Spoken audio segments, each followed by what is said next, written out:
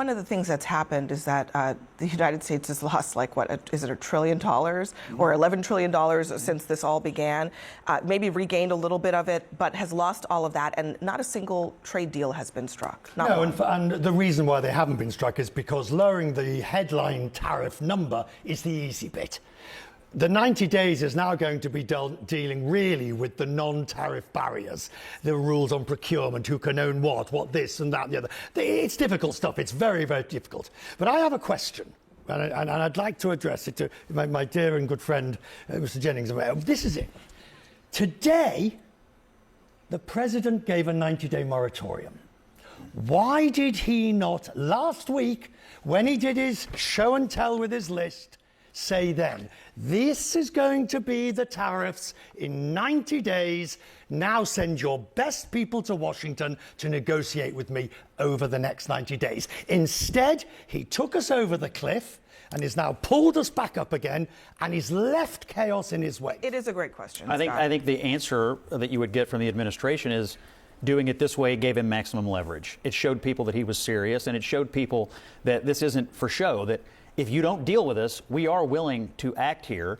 But I think the answer is leverage, simply leverage. And now he's going to be able to deal with all these other countries and continue to isolate the bad actor, which is China. People that he's serious. I think he's shown people that he's crazy. He's mercurial. Honestly, if it was Kamala Harris behaving this way, they'd call her hormonal and hysterical, right? Look. Well, you'd have to get elected to be. But, well, yes, and if she had been elected and if Hillary Clinton had been elected, if any woman had been elected and been acting this way, they'd say it was menopause. She would have never stood up to China, so I think this is a mood issue, right? No, it's not a mood issue because his craziness and the way that he acts, and this is not in a vacuum, because it's not just the tariffs.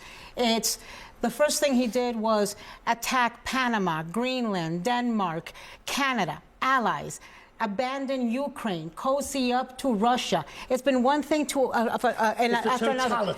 But this is also very, very similar to what Doge has been doing, where they go in with a sledgehammer when everybody talks about needing a scalpel. With these tariffs, again, went in with a sledgehammer, caused fear, destruction, distrust, when it could have been done with a scalpel in a strategic way. That's just not the way he operates. Even the administration was not on the same page. I mean, it was the narrative around these tariffs has changed so many times. First, it was, oh, it's punitive because of Mexico and Canada and fentanyl, which, by the way, a majority of the fentanyl crossing the border is from American citizens. Then it was, you know, we're going to level the playing field, and this is how we're going to pay for tax cuts. It does not show that he was serious. It shows that he was grossly unserious. And so yet again, on the heels of a signal group chat and now tariffs, we look like a national embarrassment. Well, let me just play one thing.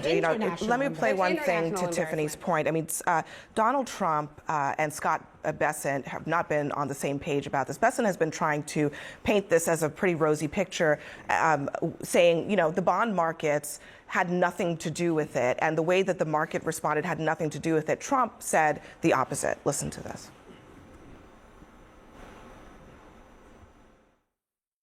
I was watching it, but if you look at it now, it's beautiful. The bond market right now is beautiful.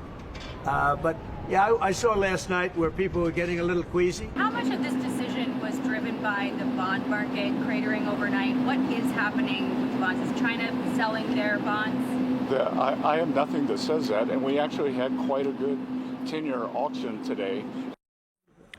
It's kind of a casualty of being in Trump's cabinet that he will contradict you just a few minutes after you say something.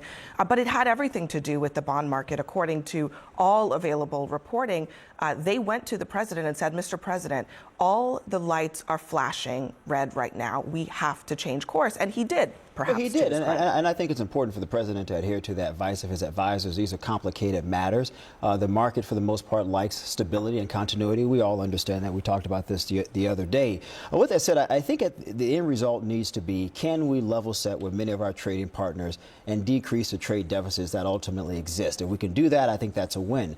As it pertains to corporate America, I think once we pass corporate tax cuts or renew the Trump tax cuts, I think we'll see a significant amount of that wealth return in the next couple of weeks or 2-3 months. I think corporate America will be perfectly fine, and then we'll move on. The focus does need to be on China. I mean, Scott's right. They steal our IP and sell it back to us. I don't know any country in the world who would give their ideas away for free and then buy the ideas back. We have to figure out a way to protect American businesses and entrepreneurs, and we haven't figured that out in the past couple of years now. So I think there's some benefit to the American people and businesses by focusing the attention on China. I think everybody agrees with that. The problem is China's not playing ball. They're just ratcheting up the escalation. But they're going to have to, though, Abby. We are their number one trading partner. We're their number one trading partner. No. There's no have to in this. Right. Because let's start looking at trade flows. I wish I had a map or a diagram. You're going to start seeing South-South trade. You're going to see trade avoiding the United States. Yeah, let's remember. Richard, can I just have you explain very briefly what South-South trade means for people who are, you said it a few times. Well, it's basically anything, it doesn't go through the Northern Hemisphere. It's southern hemispheric countries trading with each other, avoiding Northern Hemispheric, and that would include the EU with its regulations, and the United States. We're seeing huge amounts of Africa to Central and Latin America, Australasia, Asian, ASEAN trade. Can I just also have a reality check here? The sword of Damocles, if you will, has been lifted again and is now hanging over on the big stuff. But we still have steel and aluminium, or aluminum, as you insist on saying, steel and aluminium tariffs. We're in America, Richard Quest.